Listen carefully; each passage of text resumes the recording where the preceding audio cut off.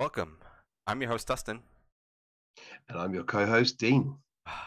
Yes, this is Dean's third episode as I'm co-host. getting it, man. I'm starting to get it. I should say Dean of the Dead. I'm your Yes. co-host, Dean of Hey, the Dead. whatever is I'll easier get it for you. eventually, man. I'll get it eventually.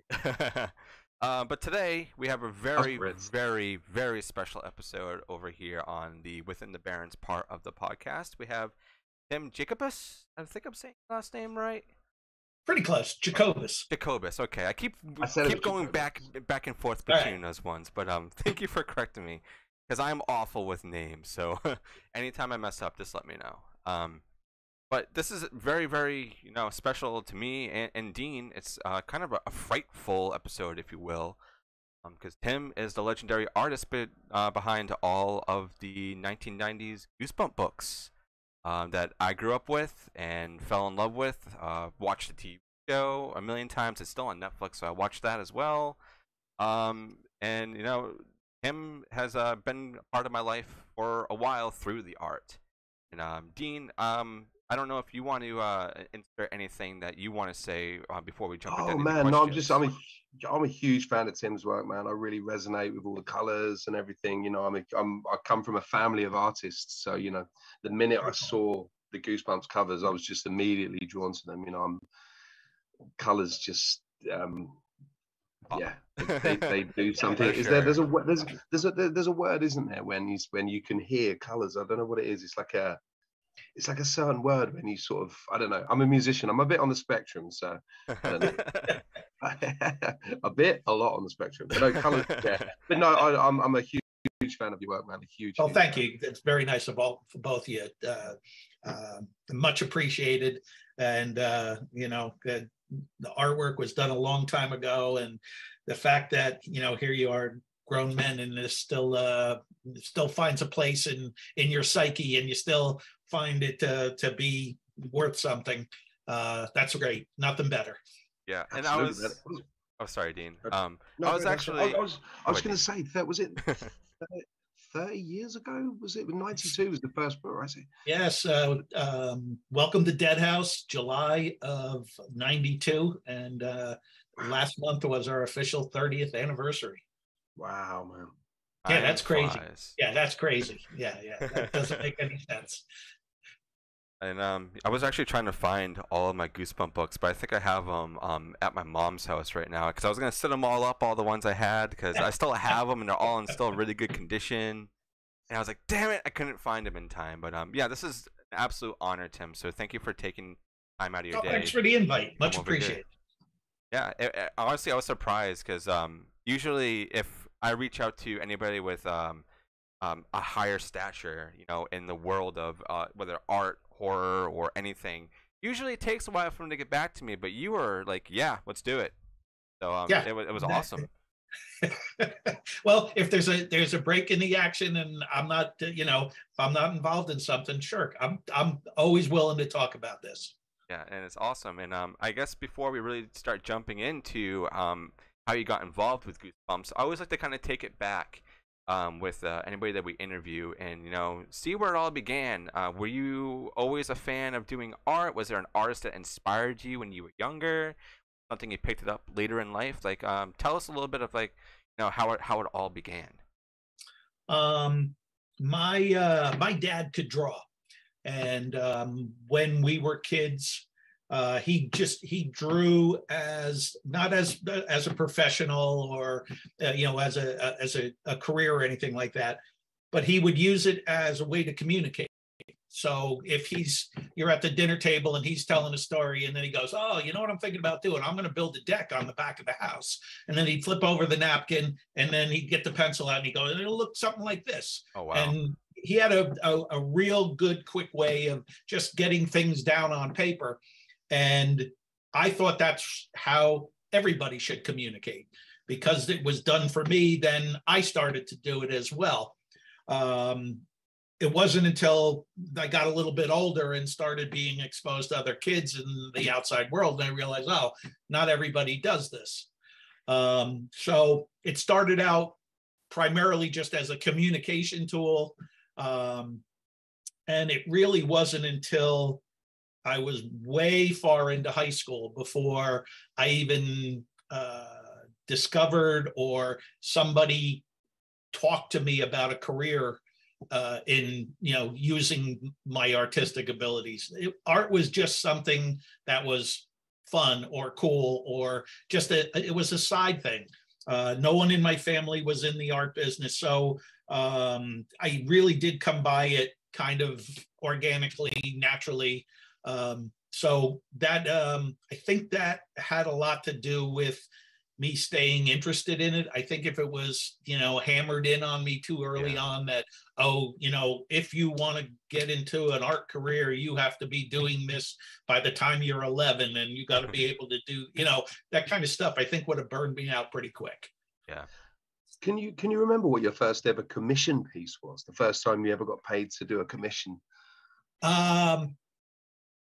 Would it have been like in high school back then? Yeah, it was just out of high school. Wow. Let me think. I got to think about it, because I did so many things. So I also started playing with the airbrush, and in the I'm in high school in the late 70s, going into the 80s, and in the 80s, motorcycle tanks and painting vans is a big thing. And I had a friend who had a body shop and did that stuff. And he's like, man, if you can learn how to do some graphics on the tanks and on the vans, there's some work here for you. So I'm trying to think if I did a motorcycle tank first or if I did an actual painting first. I think I did a painting first. It was an acrylic painting. I got $200 for it. That was a lot of money. Oh wow! Yeah, yeah, $200. I was rich. I was rich. So, I want to be an artist. But it was from a friend, somebody I had grown up with. Thought my work was cool enough and thought it was worth paying $200 for. So 1978, maybe 79. That's awesome. I was born in 79. My grandfather was a sign writer, and he used to do the same. He used to do vans, lorries, old pub signs, like way back in the day. Just all. But he was a fantastic artist, and I used to watch him in his garage when he used to draw, and his hand was just so still. I used to think, how does he do it? How does he get those lines so perfectly straight? But yeah, he used to do a lot of vans, say pub signs, big lorries, buses, all that kind of stuff. Yeah, and that's, again, all these things are individual art forms. I got away from the vans and the motorcycle tanks. I was okay, but there were people who really had that right. And like you say, the ability to do pinstriping and do freehand lettering, that was another art form, and I didn't quite have that. So I could do the cool little picture in the corner, but I had to bring in other people if they wanted pinstriping or hand lettering. So again, there's so many cool ways to create, to make a living in the art business. And back then it was so much fun because you got exposed to those people who were really the early pioneers. I worked with a guy. I painted a little illustration on a fire engine, and this guy could do the gold leaf lettering, and that's real gold. The gold flakes would come out, and I learned, sat there and watched him for a whole day while he did his thing, and he sat and watched me while I did my thing. And again, so many cool techniques and abilities that you just stumble upon, and a lot of them are lost. Nobody hand paints letters anymore. Everything's vinyl and stick on, and and die cut. So digitally printed, yeah. That was his thing. My granddad, he was lettering was his thing, and gold leaf as well. You mentioned that he used to have books and books and books of it. So come in like a booklet form, and he would sort of rub it on. That was his thing. Twist it, and he had those little, use a Q-tip and a swirl, or he used a rubber shot. And again, I forget what he did, but it was all mind blowing. Very cool. That's funny too, because my dad, he works on cars, and he also knows how to draw. Like, he's a really good artist. He dropped it about maybe 10 years ago. He used to just kind of do it on his free time. He has this really nice horse paintings that he did, like right out of a book, but then he like exaggerated it and made it more lifelike. And I always wanted to learn to draw when I was younger, but I dropped it because of school and a bunch of other things. I really got into music. But talking about doing all the pinstriping, he actually still does that by hand on cars that he works on, and it comes out great. He's like the only person around here that still does that stuff. But with the lettering and everything, yeah, he usually does vinyl. But if he can do a pinstripe at any point, he will. I wish that he still was like under the mantle of drawing, but he's gotten too busy in life. But I do want to ask, since we're on the topic of you growing up and working on other projects, was there an artist that was inspiring you that to do these certain things, or is it kind of just what you wanted to do during this whole time? You find people along the way, and when I was in high school, when we listened to music, it was on albums. Album covers were where that was the place where you saw all the current hot illustrators, because albums were coming out incredibly quick. It was that nice 12 by 12 format, so you could get it, they could do some real nice illustrations. Then if it was a double spread, you could have double that art. And, all of us had massive album collections. So that's where you kind of discovered where all the cool artists were. There was a guy named Roger Dean who did all the album covers for a band called Yes. Oh, okay. Yeah. And I was just, from the moment I saw his art, I was totally sucked in. And I had a couple of pieces back when I was in high school, and I tried to recreate his art at the beginning, and it was awful, just awful. But the thing about his art that kind of set me off was, okay, when you're at the beginning, you're learning to draw, you're kind of drawing what you can see or what and his visions were always these fantastical places and environments and landscapes and creatures and just stuff that doesn't exist. And I was like, yeah, that's where I got to get. It's great to be able to draw, the tree that's outside the window, but you got to be able to take it farther than that to really get people's attention. So I was, and I still am, a huge fan of Roger Dean. Oh, yeah. And he's still out there today. He's getting up there in years, but he's still putting stuff out, and you can see him on social media, and still a monster talent. Oh man, the Yes album artworks, the Yes album cover artworks were fantastic, man. I used to love all those. I was actually really good friends with Steve Howe's son. Wow, no kidding. Yes. Oh wow, yeah. I used to work with him. I'm a musician myself, and he was a DJ, so I used to see him all the time. And then we got chatting about it, and then he mentioned Yes, and I was like, oh my god, I fucking love Yes, man. Yeah. And so man. But I love those covers, yeah. And I can kind of see the the inspiration, from what you do. Yeah, there's a little, of course, everybody influences you, but you can. I have certain pieces of art where you just go, oh yeah, that's there it is. You can see it. Yeah. Was it kind of your aim to kind of help kids appreciate and get into reading based on art? Because obviously, I think the Goosebumps series, I think it was originally aimed at girls, right? Was it correct? Originally aimed at... Yeah. In the 90s, early 90s, there was no boy market. The boys weren't interested, and it was mostly because they didn't put anything out geared towards them. They read comic books, but actual chapter books, as we'll call them, it was a non-existent market. So Goosebumps at the beginning was aimed towards girls, but you guys jumped in there real quick, and they changed the direction pretty fast once there was just endless number of moms calling, thank you so much, my son never picked up a book, and now he's begging me to go down to the bookstore to get the latest Goosebumps. Now, to your original question, no, I didn't even make the connection between, oh, my art might help kids learn to read. It completely went over my head.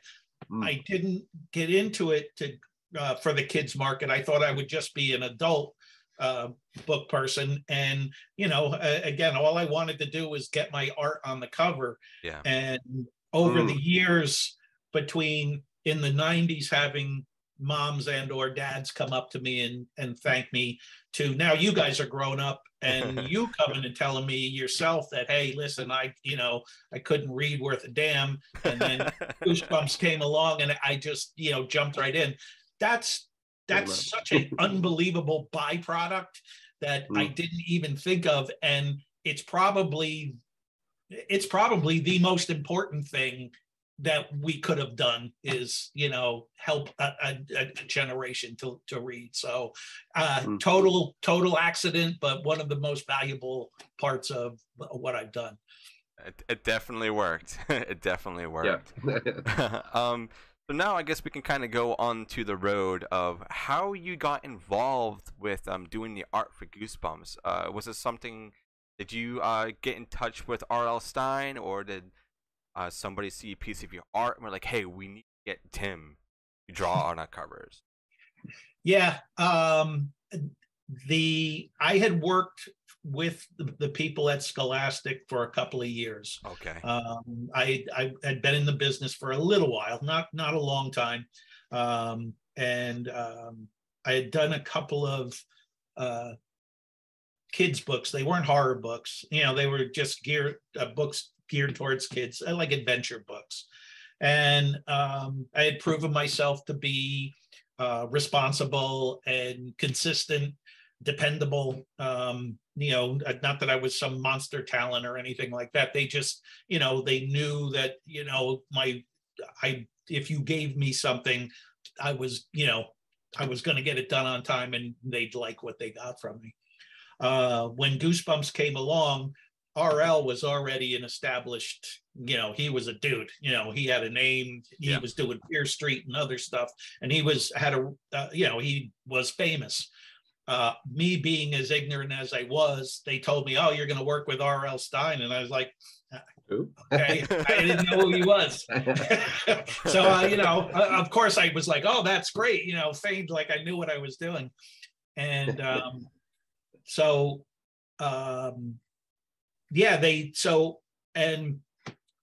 they only thought Goosebumps was going to be a couple of books. They were unsure about it because of again, thinking it might be too scary for the kids 7 to 11 years old. No one had tried horror books for that age group.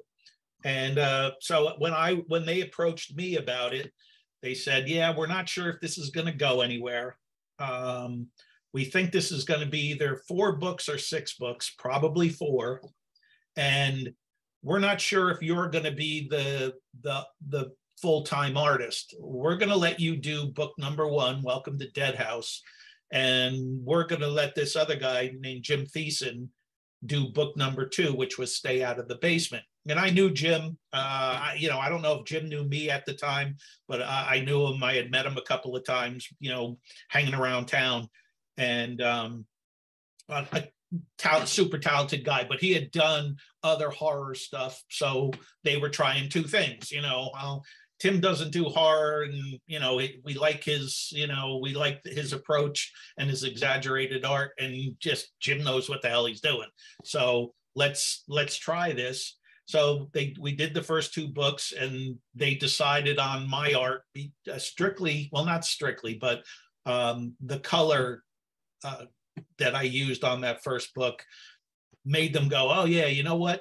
These vibrant colors. Oh yeah. Take the edge off. These aren't as scary as, go ahead, pull up, Stay Out of the Basement. And those were more muted colors and more dramatic. And they're like, yeah, let's go with let's go with the color palette that's less scary. So, works. So I got to do, then when the 3rd book came along, and if I remember right, the 3rd book was Say Cheese and Die.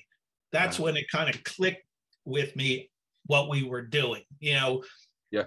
The first Welcome to Dead House, that was kind of a very typical horror story. Yeah. Say cheese and die. You're already laughing as soon as you read the title. Yeah. And then, then we start screwing around, and it's, a family of skeletons having a barbecue. So we knew, that's when I was like, oh, I get it. It's humor, it's horror, it's both, somewhere between there. And then we started to roll from there. Wow. Was you a horror fan? Was you a fan of the horror genre, or did you just kind of? No, I wasn't. I was so not that guy. So when I was a kid, I was the kid who, when our parents dropped us off at the movie theater to watch a horror movie, I'd be the guy who would last 15 minutes and then go to the payphone and call his mom and say, "Mom, come and get me. I can't do this." That's great. We definitely weren't those kids. No. Yeah, I was begging to watch maybe that, maybe I've been only trying to scare myself all these years. I don't know. Yeah, I mean, I don't know. I love the feeling of being afraid, and I think that's what really drew me towards the horror movies, and especially, the Goosebumps books, because there was no fear in those books, and especially when the TV show came around, it was pretty scary, but it was just enough for you to not want to put the book down. And also the covers, like, just alone, you don't even care what the story was about. You just look at the cover and be like, I want that one, because the art on this is awesome. It's true, yeah. And people buy it with that's their all eyes, because don't of they, you. sometimes? So And that's so cool. Well, there I am telling you that I was not the bravest kid in the world, but if there had been Goosebumps and I read them, it might have been the thing that would work for me, because again, when you're reading a book, it's your imagination. You're the one who's letting whatever happens. They're not throwing those images at you like they do in a movie. You're in control, so you can imagine it whatever you want to imagine. And again, those books always had just enough humor in there. They would take the edge off. And again, the encouragement to reading, the hooks at the end of every chapter. Yeah. So, the structure was real good, and maybe that would have really hit home for me. I don't know. And that kind of actually. Oh, sorry, Dean. You want to ask something? No, man, you go. Sorry, dude. Okay. I just wanted to ask, when you were coming up with the album covers, not the album covers, the book covers. Sorry. Were you just giving a title, or did they give you the book itself for you to read through it to draw ideas from to make the cover art? So RL was writing the book at the same time I was doing the cover. Oh. So he doesn't start writing his book until he comes up with the title. So I would always get a title, and then depending on how backed up we were, I'd get anything from a few paragraphs about what the book was about to as little as 2 sentences about what the book was about. So and now it sounds like, oh, that's bad. That's kind of good. If you gave me the whole book to read, I would read the whole book, and then I would feel very compelled to put in all those details that were hammered home in the book. But if you keep it general, then I can go to town and do all the things on the art that will just make it better art. And I think that was a real advantage to what we were doing. Oh, wow. Okay. Once you kind of got that rough outline of what you're supposed to be painting, like, how did you kind of creatively get in a zone for that? Do you have like a kind of like a mantra or like a set routine, like listen to music or? Yeah, always music, 100%. That's never stopped over the years. Always, so back then it was, either cassettes or albums. That's a pain in the ass because albums run out every 20 minutes. So you had to keep getting up and down. It wasn't too effective. But yeah, always loved to have music playing. And usually, going back to what we talked about with the band, that kind of music really resonated with me. The long form music that, there may be only one song on the whole side of the album, 20-minute songs. That works for you because creating art isn't a sprint, so a 3-minute song is just a little too intense. So the long form song, something that just kind of jams and meanders maybe a little bit, is way better for me to be creative. So yeah, I would throw on some music, and I would start with pencil sketches. King Crimson, bit of Pink Floyd. There you go. Yeah, absolutely. A bit of progressive rock, man. Yeah. Yeah, you gotta love that. I love progressive rock. That's awesome. Yeah. Go ahead, Dean. You can throw some. Was you like a kind of? Was you when you're working, when you're doing your work? Are you a morning guy, or are you sit up all night kind of artist? Sit up through the early into the graveyard shift, or you work better in the morning? That's a really good question, because we're all one or the other. You're either. I'm a morning guy. I am 1000% a morning guy. Oh wow! And I never got away from it. And even today, well, not just today, but since my kid was 3, he's 24. 20 years. I've been getting up at 4 a.m. and starting my day. So yeah, I prefer those early morning hours before anybody else is up. There's no emails coming in. There's no phone calls. There's no one else in the house is ever up. And you just have, all your time to get your day started, get your head going. And I usually sit down and get working pretty quick.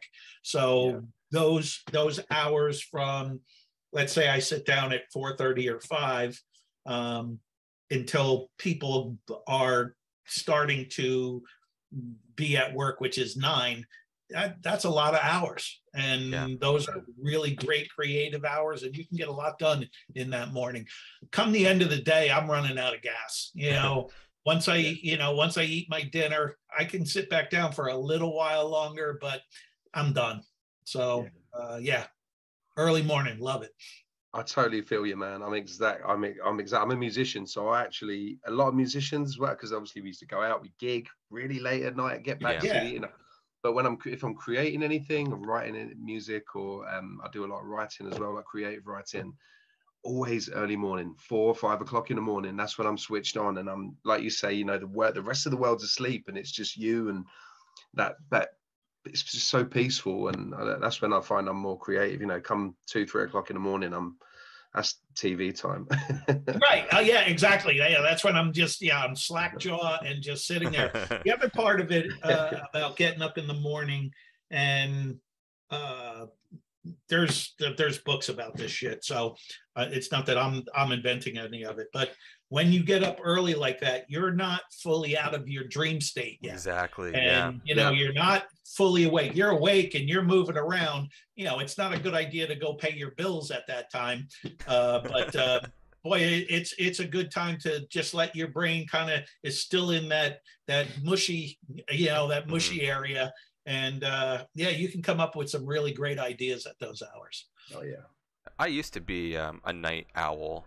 Not so much. I think it's mainly because of my jobs, and also I have a 4-year-old son, so that really, kind of made me turn things around. Having to be up early and try to sleep as much as I possibly can really influenced me. But yeah, mornings, as much as I complain about them most of the days, but I really do enjoy being up early and just starting my day, and getting off on the right foot is another really important thing. So if you can do that earlier on. That's another really important thing is when if you can get your ass out of bed at 4 or 5 o'clock in the morning, you can always right then and there you can check a box and go, I already did something. I dragged my ass out of bed at that hour. Then anything you do at the beginning there, you're already checking boxes going, shit, I got this done, I got this done, I got this done. And you're getting all that stuff done before anybody else even is, even starting to rumble. So, for that overall sense of accomplishment, that is very important when you're in a creative field, because it's easy to go, oh, what the hell did I do all day? Well, you can, if you can say, hey man, I did all of this, it's super helpful, and it keeps you from getting down on yourself too. Exactly. And you go, all right, wait a minute. You can't go, go, oh, I haven't finished a painting in a long time. It's like, well, that's not the important part.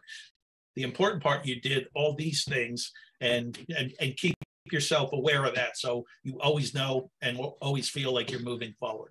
Definitely. It's I know we're kind of going off the beaten track, but it makes me laugh because it reminds me of something. So my daughter's, she's turning 16, and she doesn't live with me, she lives with her mum. And it's her birth, well, it's her 16th birthday this Thursday coming. Wow. And I called her up today and I said, right, we're going to do something at the weekend. You know, I'll come and pick you up and we'll take you out. And I said, what time are you going to be up?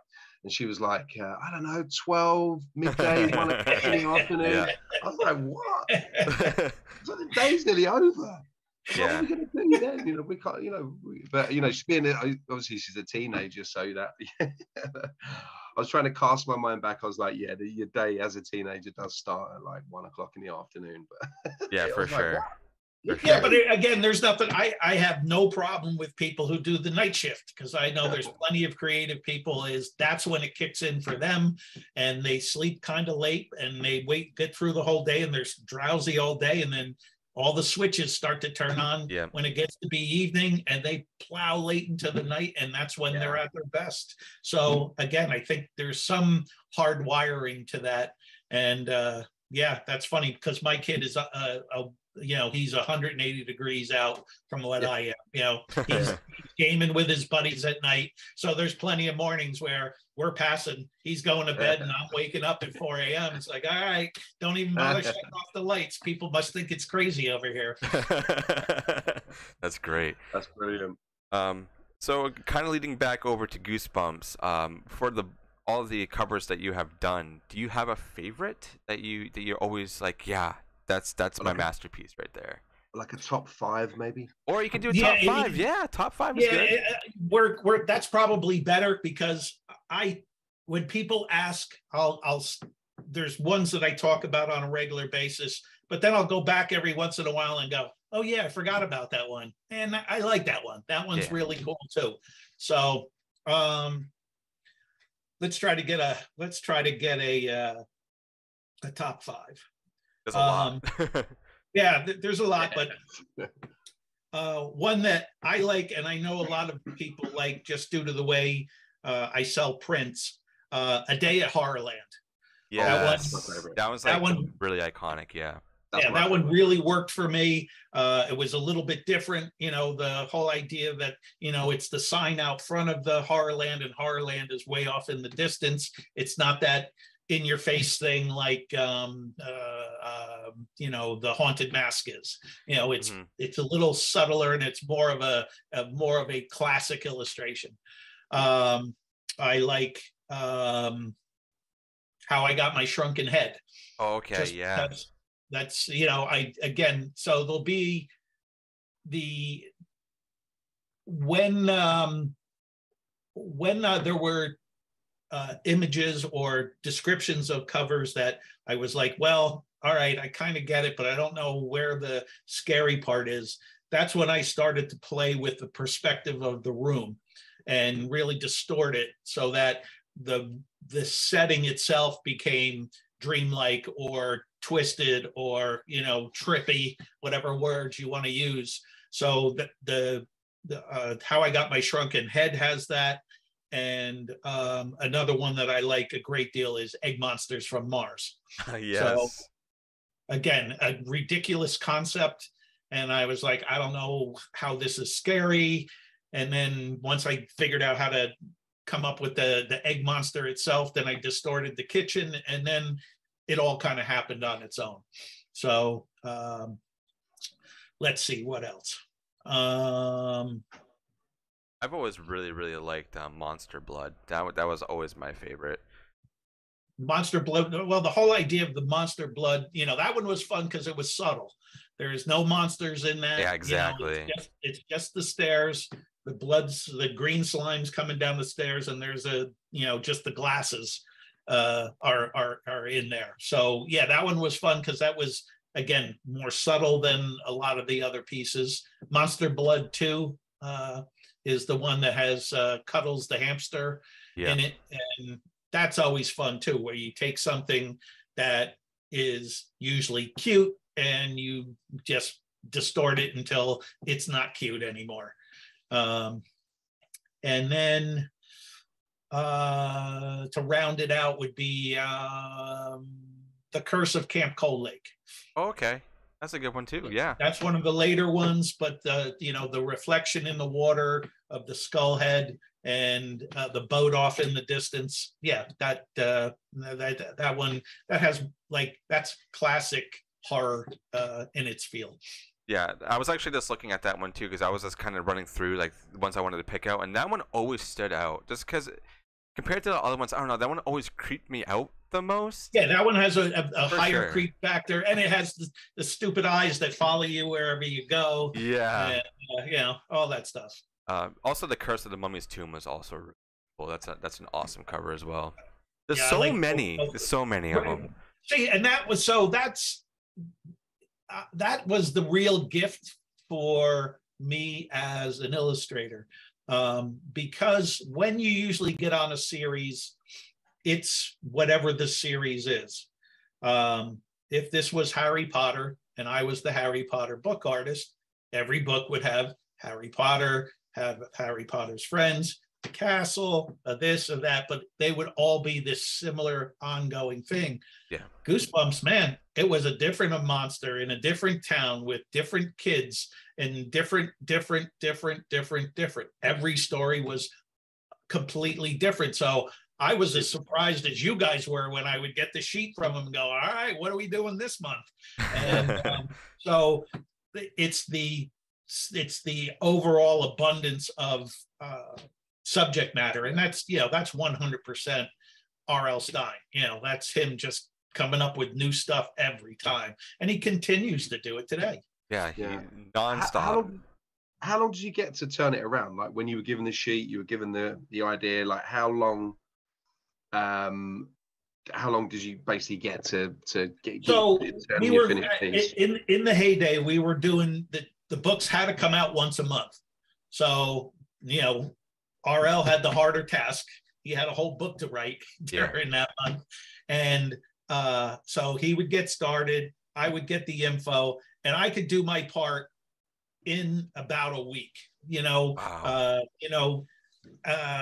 Maybe a day and a half, 2 days for a day and a half for sketches, and then the rest of the week, 30 hours or so to wrap up the painting and get it out the door.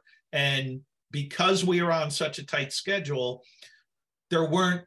so in the book business, there's usually a lot of, or anytime you do an illustrator, there's usually a lot of people in on it, and they have lots of comments and questions and corrections, and like your art it becomes art by committee.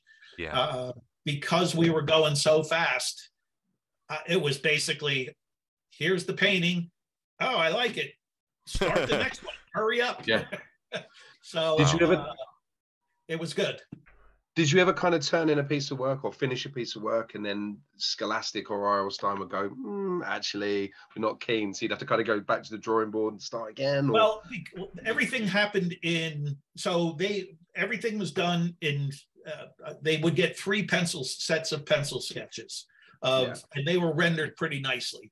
So there wasn't a lot of mystery of what was going to happen when I got to the painting.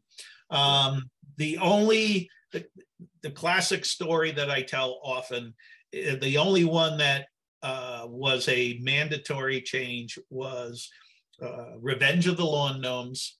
If you're not familiar with it, or the people listening, there's 2 gnomes on the cover. One guy has his arms folded. And then the guy behind him is there scratching his head. In the original, the guy scratching his head was picking his nose. When I turned it in, everybody's like, right on, that's so funny, perfect, that's great, this is great. And then right when we were getting ready to go to print, somebody who somebody up the chain said, well, we are putting these things in the Scholastic book clubs, and they're going directly into the schools. somebody's going to say something. So how about can you pull his finger out of his nose, please? Oh man. So, yeah. Oh, So man. at the last minute, that's all I had to do was move a finger. So if that's all the corrections you have to do, I did all right. Yeah.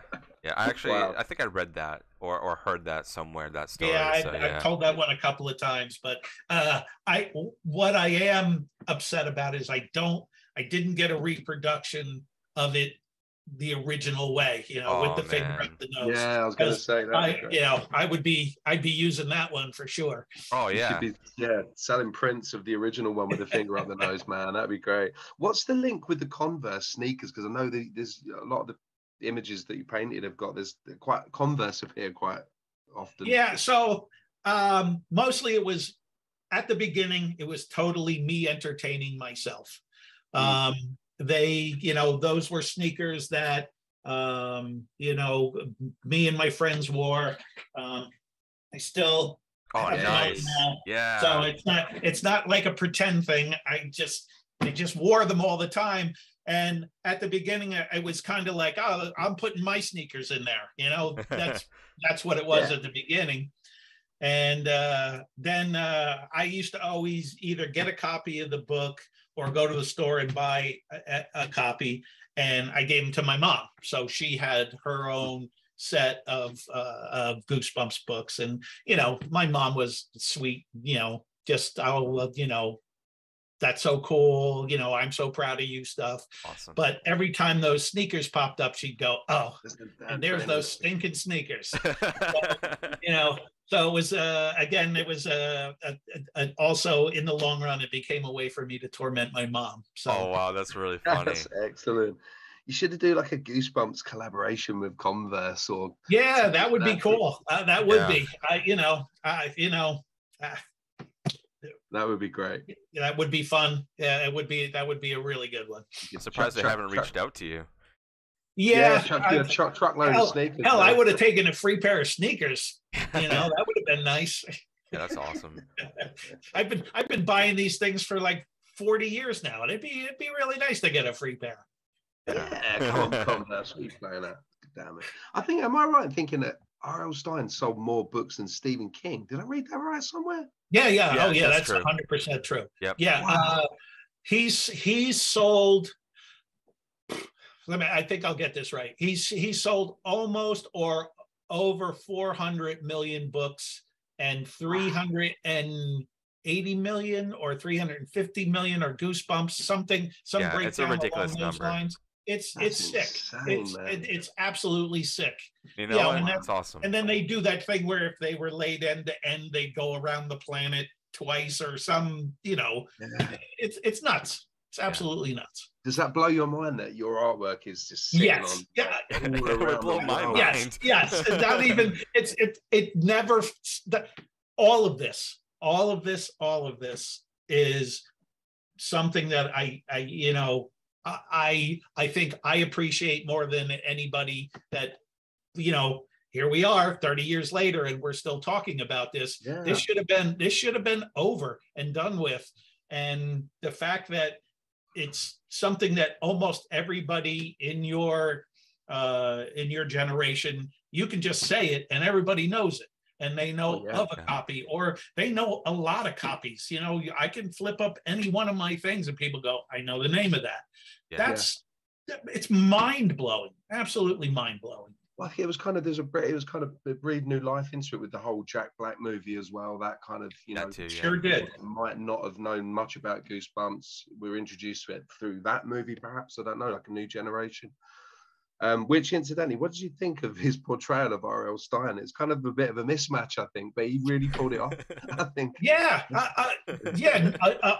absolutely. When Goosebumps was hot in the 90s, there was talk of, there's going to be a Goosebumps movie, and they never got off the ground. They kind of you get some excitement, and then it would die off. Tim Burton was supposed to do it at one time. Oh, cool. And, that would have been cool. Yeah. All of them sounded good, but it just never, I was never close enough to know what the reason was that it never went all the way through. But so when I started to hear the rumors about something coming out in the late 2000 and 15, 17, whatever year it came out. I'm going, no way. Like, we couldn't do it in the heyday. This shit's not happening now. Yeah. And then I ran into, I went to an event and RL was there, and he's like, yeah, it's really happening. And I'm going, I'm reading, Jack Black. And he goes, yeah. And I was just going, I was like, I got worried because, we have this thing that everybody still likes.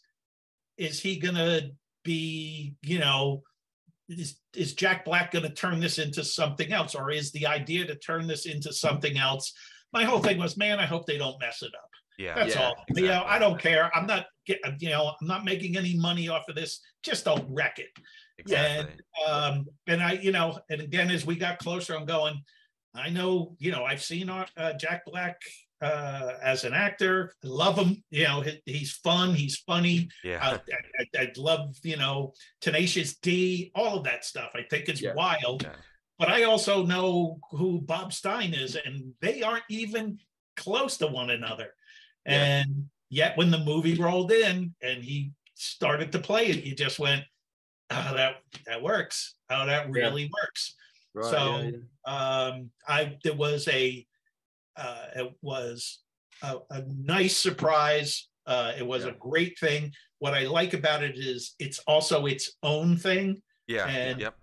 you can appreciate, like, even if you knew nothing about Goosebumps, you could enjoy that. And if you were a huge Goosebumps fan, there was nothing in there where you went, oh, that sucks, blah, blah, they should have done that, or why'd they do that? Or, it was all right there. So yeah, I enjoyed it very much. I agree. And I really enjoyed the movie. I've actually watched it multiple times, but I still watch the TV show because it's still on Netflix, and I watched it with my 4-year-old son, and he loves it. And like, I'm even breathing, Goosebumps into his life now. And that's what it is. It's has the multiple generation thing. Yeah. See? I'm a 43-year-old man, and I watch it on my own. I don't even watch it with my own son. I love it. Yeah. But you got to admit, it's way better watching the TV show on Netflix now than back then, because in the 90s, that was state of the art. That was as good as TV got. Now you're watching it going, my God, what did they have? $14 to make an episode? These are so, it's so Bush League. And then the dialogue, you just start laughing. You're like, oh yeah, that's how they thought everybody talked. Okay, yeah, that's funny. Oh, I love because there's some it was an actor popped up in one the other day. I think it was Ryan Gosling, a young Ryan Gosling. I was like, you'll be surprised. Is that Ryan Gosling? As a kid, that's funny. Yeah, but a lot of old shows, you see, big name actors now, and like all these old shows, like X-Files had people in it, and Goosebumps had people in it, and now they're big stars. Yeah. My son, he loves Slappy, so anytime Slappy's there, he has the first book with him in it, and he loves it. I read it to him probably like once a week, because that's the other thing, is like they're so digestible, the books, that you can just fly right through them, and it's easier for him to understand too. So that's another thing I always really loved about the books, because you could get it done with one in like an hour if you really wanted to. Yes, exactly. And then just stare at the cover. This kind of leads me to another question too, because you do sell all the prints online. Is there one that sells more than the others?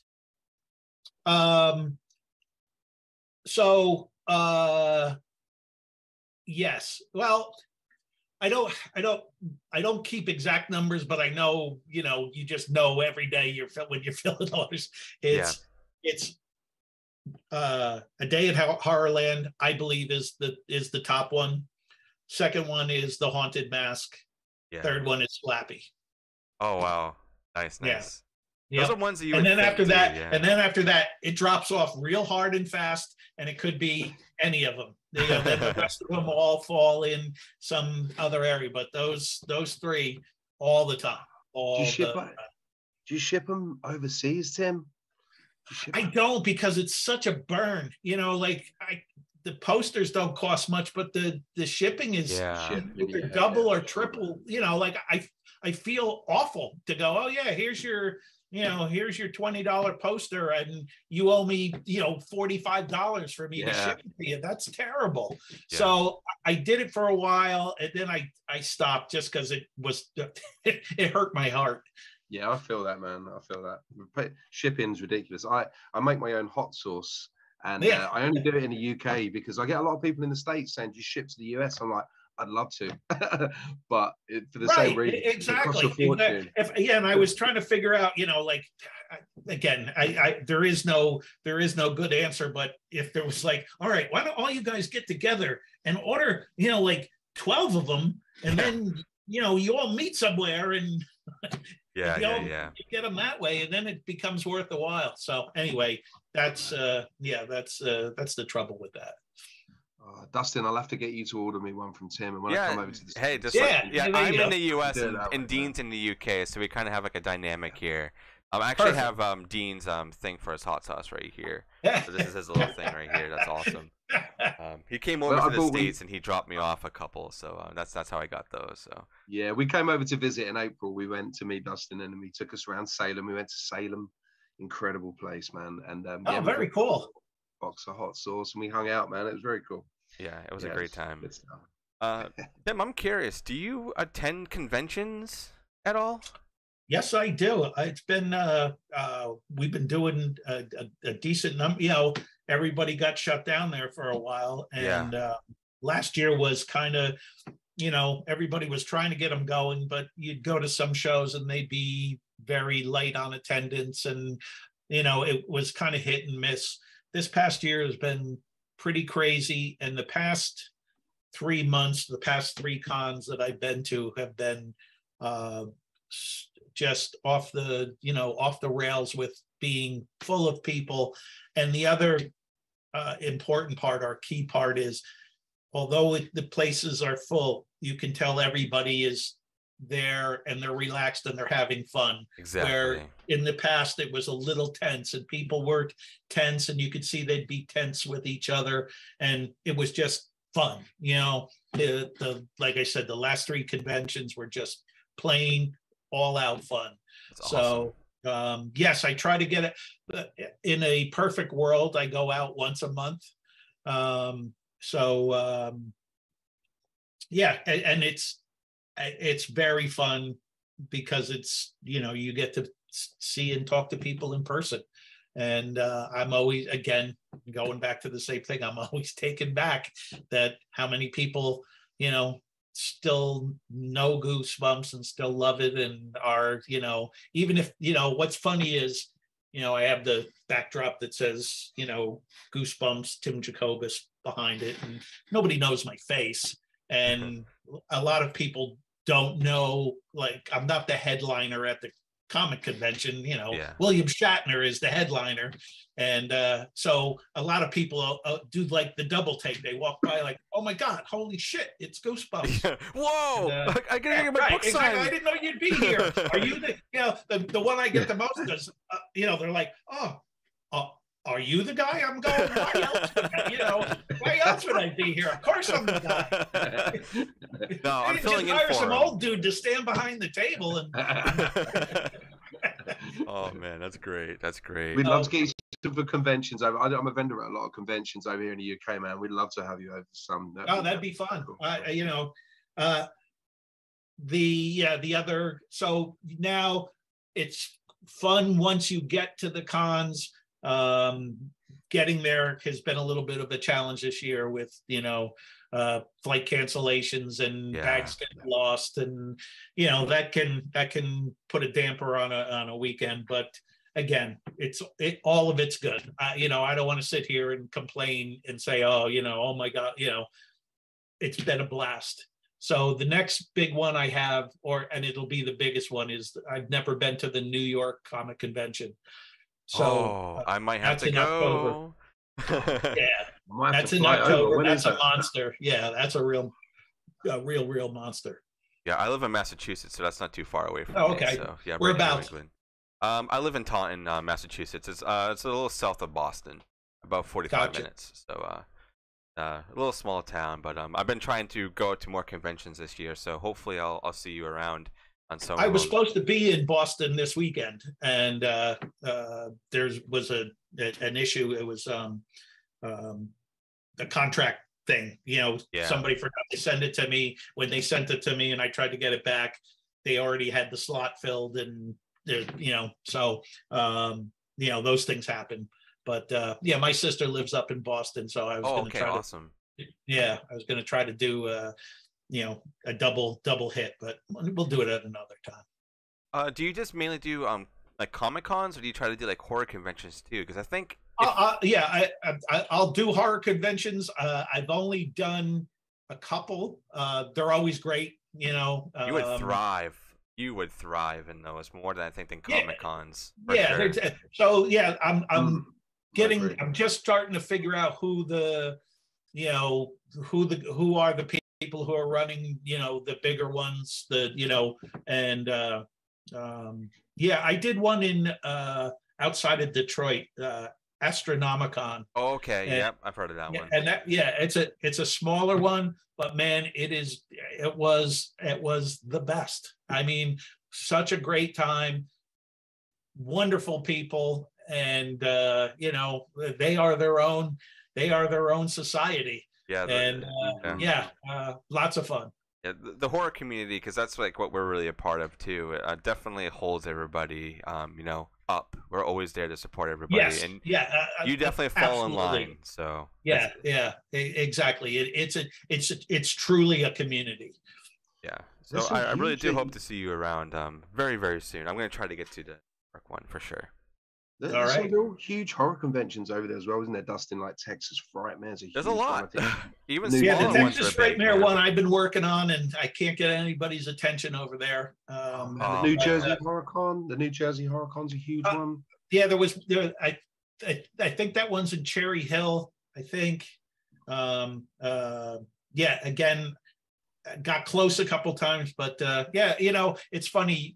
There's so many people who try to get into them. They can't. Yeah. It's hard for them to sort through Yeah. everybody who bombards them, and a lot of times it's if you know somebody who's in there, they can get you in. Yeah. Exactly. It just takes a little time. That's all. Well, if you Yeah. ever go to the UK, Dean will sneak you in.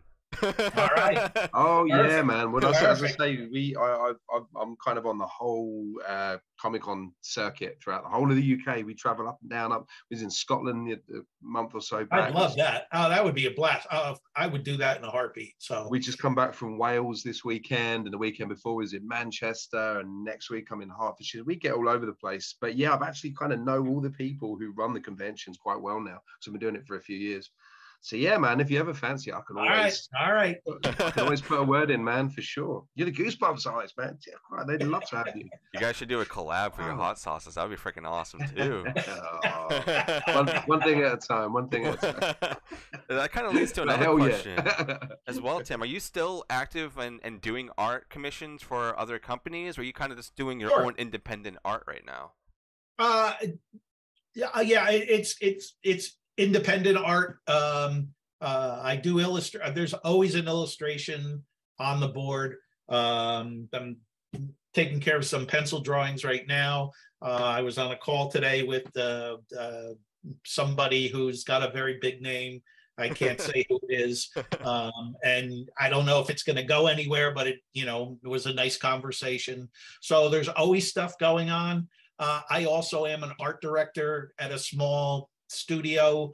That's that helps pay the bills, and I do that on a regular basis as well.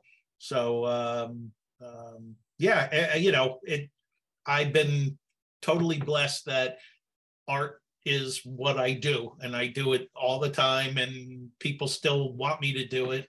And yeah, I think that the most current piece that I did that is out there and is cool is R.L. Stine is doing a new graphic novel called The Stuff of Nightmares. Yes, I was reading Yeah. up on that. Yeah, and it's for you guys, the grown-up Goosebumps horror fans. I read, like I said, I got a condensed version of what it was about, and it's dark and it's pretty wicked. And wow. yeah, I got a chance to do one of the variant covers, and that comes out Oh, next month yes. at the end of the month. So yeah, I'm hoping that that gets some traction, and we get a chance to do some more Well, because I'll be pre-ordering that. Don't worry. I'll probably there gonna you go. pre-order All like right, 3 all copies. I'll right. get one for you, Oh, Dean. I can't wait for that, man. That sounds Yes. incredible. Awesome. Have you got any advice that you can give for up and coming artists who are trying to break through and do illustrating as a kind of full-time career? Any kind of So advice you can offer for that? I can't give you the this is how you do it. You know, this is A, this is B, because every single thing that I had to do when I did it in the, you know, in the 80s, you don't do it like that anymore. Nothing applies. From the, you know, all your art was traditional. You stuck it in a portfolio case. You carried your portfolio case into the city, and you know, you hand delivered everything to where you needed to go. And you know, you hope somebody got a chance to look at it. And if you were lucky enough, they'd let you in and you talk to somebody.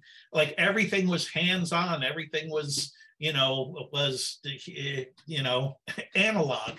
And the world doesn't operate that way anymore. Yeah, So, and I've talked about this before, and it's kind of an important point. I was blessed enough that I lived my whole life. I've lived around 50 miles outside of New York City. So New York was accessible. So I could get in there physically with my art in my hand and show people. And if I lived in Pittsburgh, Tim Jacobus doesn't become an artist. You know, like I'm too far away from the business. And the fact that, you know, I was able to be inside that imaginary circle around the city made all the difference in the world. So, but now all those circles have disappeared. You know, the digital world has opened up every market to everyone. So yes, that's great that anybody has access to those same book publishers, but anybody has access to those same book publishers. So the numbers are crazy, and you have to come up with very clever ways to get people to see your artwork. So the most important thing that I can say as a piece of advice is treat your art or your music or whatever your pursuit is. I don't care if you're, want to be a welder. Yeah. Treat it like it's as important as your health or your diet or whatever that may be. I'm going to use health as the example. If you're a healthy individual, you make sure that you go and you work out every day and you carve out time every day to do that pursuit. You have to treat your art the same way. You carve out hours and you say, I'm doing my art. And it doesn't have to be a lot. Don't be, don't drive yourself crazy and go, I'm not going to sleep and I'm going to do it for 6 hours a night, every night. Fuck that. That's not going to work. Make it a reasonable, and maybe make it a graduating thing and say, okay, I'm going to do 1 hour a night, 3 nights a week, but I can't miss. And again, it's that sense of accomplishment. And once you get that together and you go, all right, that's not too bad. I can do that every day or every day. And now you got, you're getting closer to a full day, 8 hours in on your art. So treat it that way, treat it with discipline, treat it with respect, and you're going to get better. And the goal is not, am I going to be famous or am I going to be rich? The goal is, are you going to be a better artist? And you will be if you just do that very simple thing. So that's the one that works the best, because this truly is a numbers game.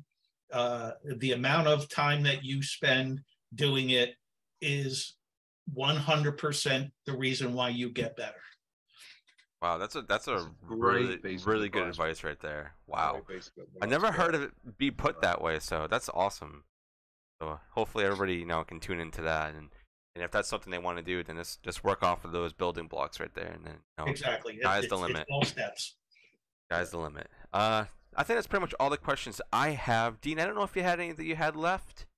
No, man, that was my final one I had written down. Yeah, this was a blast. I don't want to Absolute keep blast. Tim too much longer, man. But yeah, it's been it's been one of my favorite chats, man. I've really enjoyed Oh, it. thank you. I enjoyed it too, because we were talking about doing it too, like doing art, not just what have I done in the past. So I always like that too. Sometimes we get in the weeds and you start talking about techniques and stuff like that, but that's fun for me.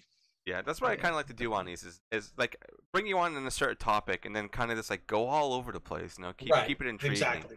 So I'm glad that you had a good time and you took some time out of your day to talk to Dean man. and I. Thank you very much. This is awesome, and I really do hope I bump into you into some conventions and you get over there with Dean and you rock the Absolutely. UK. Yeah. There's like sky's the limit on that too. Go to all the conventions, do everything, man. That's your new life. Love to have you over here, man. Yeah, I'll definitely start putting the feelers around. But yeah, that'd be amazing, dude. Yeah. Very cool. So thank you so much, Tim, for being on and chatting with us about Goosebumps and everything else. This was really a blast, and I can't wait for the new R.L. Stine book to come out because I do want to see how dark that is. I really, really do. So it's awesome that you're a part of it. So thank you very much. And I guess this is us signing off. This is the Baron's Hideout podcast. That was Tim with our new co-host Dean for his 3rd episode. This was such a blast. Thank you guys so much, and we'll see you on the next one. Peace out.